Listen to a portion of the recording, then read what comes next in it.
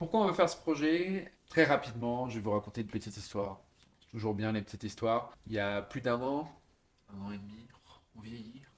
Ouais. Euh, Le temps passe. il y a, il y a France Culture qui avait lancé un appel à projet. Je vois qu'ils le font tous les ans, donc en fait, peu importe de quand c'était. Mais France Culture a lancé un appel à projet dans lequel il y avait du coup la recherche de podcasts. Et à cette époque-là, je m'étais dit, oh, ça serait tellement drôle s'il y avait un podcast complètement dans le noir, mais même pendant qu'on enregistre pour avoir quelque chose de plus authentique, comme quand on téléphone à quelqu'un, pas avec le FaceTime, hein, le vrai téléphone, et vous pouvez pas voir la personne, et donc du coup vous arrivez à mieux ressentir les émotions de l'autre au final, juste grâce à votre ouïe, que si vous pouviez voir cette personne. Vous n'êtes pas bloqué par l'image, on va dire.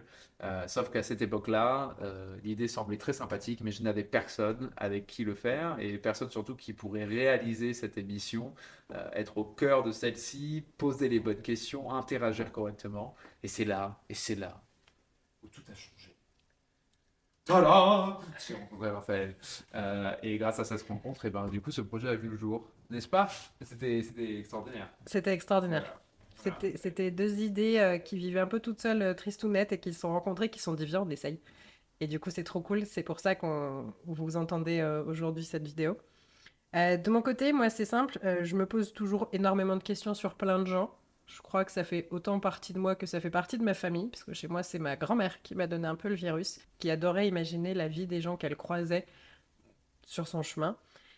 Et je crois que ça fait partie. C'est très évident, c'est très intrinsèque chez moi de me poser toujours 1000 questions sur d'autres vies que la mienne. Et du coup, quand t'es au film, et je me pose beaucoup trop Bah, de ça questions. pose des questions.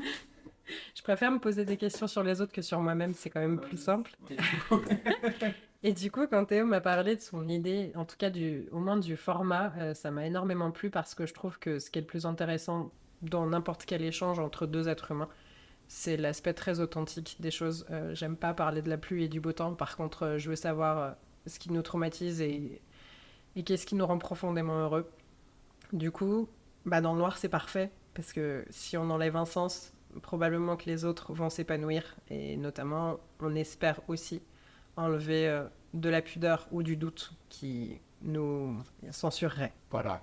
Et ce qu'on espère aussi vachement dans ce podcast, c'est qu'il trouve son public en fait. C'est de se dire, on n'est peut-être pas tout seul à se poser toutes ces questions et à vouloir parler à toutes ces personnes à qui on ne sait pas vraiment comment s'adresser.